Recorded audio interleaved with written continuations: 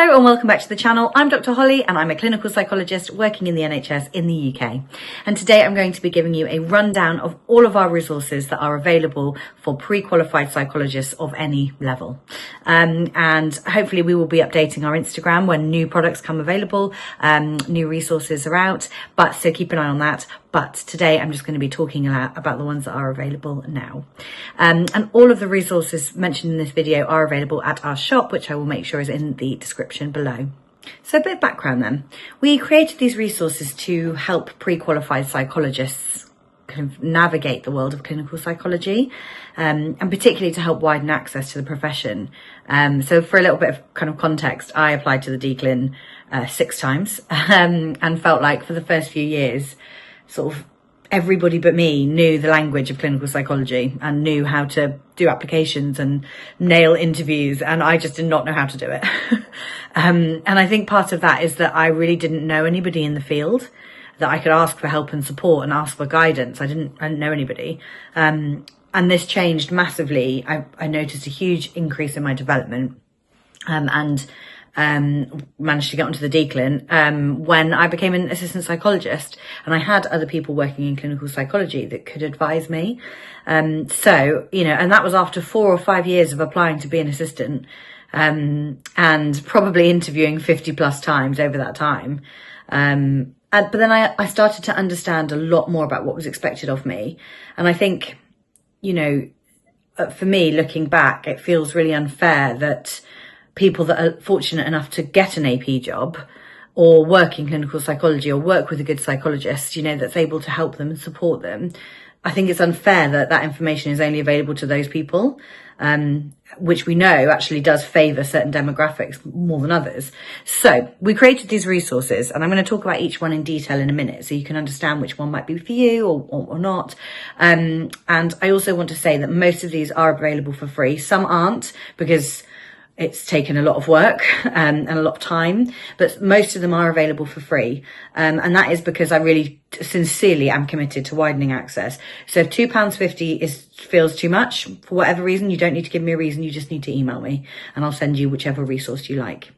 And there's, literally no explanation needed. Part of the reason we charge for the products is because it helps me continue this platform, and it also helps me continue to do mock interviews and application reviews and mentoring programs and things for free for the majority of people. So it's a really helpful way that you can support what we're doing. So yeah, if you can, that would be great. And I also would just like to say, I know that there are a lot of digital resources coming onto the market now, and I would also like, without wanting to sound really blowing my own trumpet, we're one of the original creators of these sorts of products, and our resources have been really well received. And so I like to think that the price point that we're at as well is hopefully accessible for most people. But if it isn't, as I say, you can always email me. Last little thing to say is that all of our resources are available as PDF downloads. So basically you would go onto our shop and then you can put into your basket which ones you want. If you want lots, that's fine. If you want one, that's also fine. And then you will get an email on how to get your download. We also do have a couple of resources that are available in printed copies while stocks last, and you also get a PDF download with that as well. So if you buy a physical product, you'll also get the PDF download. Unfortunately, we can't provide the print copies for free because they cost us quite a lot of money to print in small numbers. So yeah, they cost us a lot of money, so unfortunately we have to charge for those, but they are discounted at the moment, the physical resources, so definitely have a look at those. So let's move on to the PDF resources. The first one I want to talk to you about is the DClinPsy Applications Handbook. And this is one of the first ones that we wrote. It's about 60 pages, and it provides anybody applying to the DClinPsy, so the clinical psychology doctorate training in the UK, it provides you with information and guidance to write your best DClinPsy application, hopefully. And we do have a few of these left in physical copies as well. So these come in A4 and they are in colour. I know, which is, if you work in the NHS, colour print launching. Feels amazing. And they do have lots of spaces where you can kind of engage in some of these exercises, in how to write the personal statements, how to kind of plan what you want to write, that sort of thing. So yeah, we do have a few of these left available, and I'll make sure the link's in the description for that. We cover lots of different information in these handbooks. So we cover basic information about the doctorate and what the process is of applying, because lots of people apply for the first time. We talk about how to choose your courses. And we also talk about the application. So what is expected of you in this application? What do they ask for? How does it work? And then we also spend a lot of time in this planning what you're going to write, because I think a lot of the time it takes a very special skill, and I'm not sure I'm not able to do it, to sit and look at a blank page and just write the application and get it right and get it in a way that you're happy with. I often recommend to people that they need to plan it. Really plan what you want to think, what you want to write. What do you want to say with your application? What bits do you want to come out of that? So yeah, I always talk about that. There are some reflective bits in there, so the social graces model, and there's then advice on how to write each section of the application. So it kind of walks you through it, and it's not this is what you should write, because it's whatever you want to write. It's these are the sorts of things that might be helpful. Have you reflected on this, this, and this? So that can be quite helpful. The next one I want to talk to you about is the DClinPsy Course Comparison Guide. So this is new for 2025, and this is one that we are not able to provide for free, I'm afraid, because it's taken an obscene amount of hours to try and get this to how it is. And the other thing is, all of the information in this one pretty much is freely available. So anybody actually could create this themselves. It just has taken a lot of work to get all of the different entries for all of the different courses into one resource. So we have 2 course comparison guides available. One is for NHS funded places and the other is for self-funded places. So it's important that you get the right one. But our course comparison guide is for NHS is 152 pages. For self-funded, it's less because there are fewer courses offering self-funded places. And you get that as a PDF, and you also then get an accompanying matrix spreadsheet, which is basically a spreadsheet comparing lots of the courses and all these different things that they can be. So it has things like, do I need a driving license? What is their course ethos? How do they assess? Do they have exams? What interview stuff do they do? How does that whole process work? Do they have disability confidence scheme? Do they look at contextual admissions? You can compare then which courses you're interested in, based on lots of that criteria. So hopefully that is also helpful. In the PDF itself, there are lots of spaces for you to be able to kind of print each individual sheet if you wanted to, and kind of write down, which bits do I care about the most? And it really encourages you to think about what's important for you when you're choosing your courses. So that can be quite a useful one to go in hand with the applications one as well. But unfortunately, as I say, we're not able to provide that one for free at the moment. But anyway, I will make sure the links for the NHS one and the self-funded one are available. Following on from that, if you are able to get an interview for the doctorate, you may be thinking, oh, what do I do? How do I prepare? What do I do? We do have a handbook for that, don't worry. And we've actually updated it for this year. So we have a 68-page handbook that's only available currently in the PDF form, and it's for doctorate applicants, that provides information and guidance to help you really do your best at a DClinPsy interview. And it covers things like what are the outcomes of applications, possibly, like what could happen, preparing for interview, and then preparing particular bits. So preparing case studies, thinking about what research questions could come up, thinking about service and wider issues and what questions might come up, clinical questions, personal and reflective, group tasks, role plays, written tasks, what the interview day can look like, how to answer questions, kind of structure ideas, and then interview outcomes and managing some of those sorts of things, as well as how to choose a course. And we also include in there a list of DClinPsy competencies that they might be assessing in the interview. So that has been probably our most popular one, and can be really helpful for just thinking about, okay, if I do get an interview, how exactly am I going to prepare for it, and what do I want to bring across?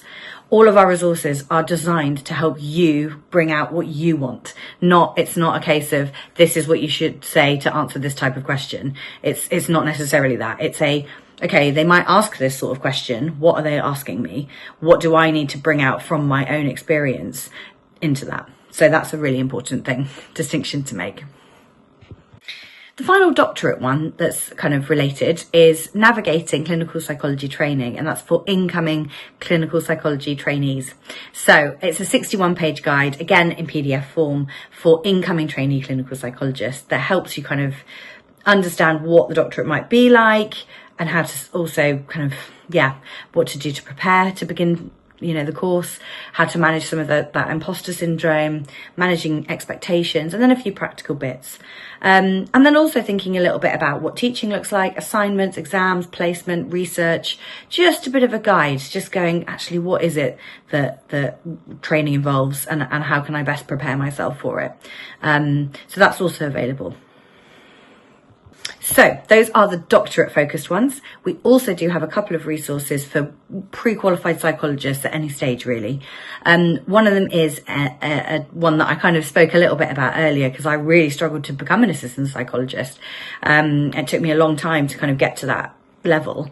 So one is How to Become an Assistant Psychologist Handbook, and it's 100 pages. It's a bumper edition for anybody applying for assistant psychologist roles, and it provides you information and guidance to develop your reflective practice skills, to prepare for writing an application, to write your best application, preparing for interviews, and doing your very best in an interview.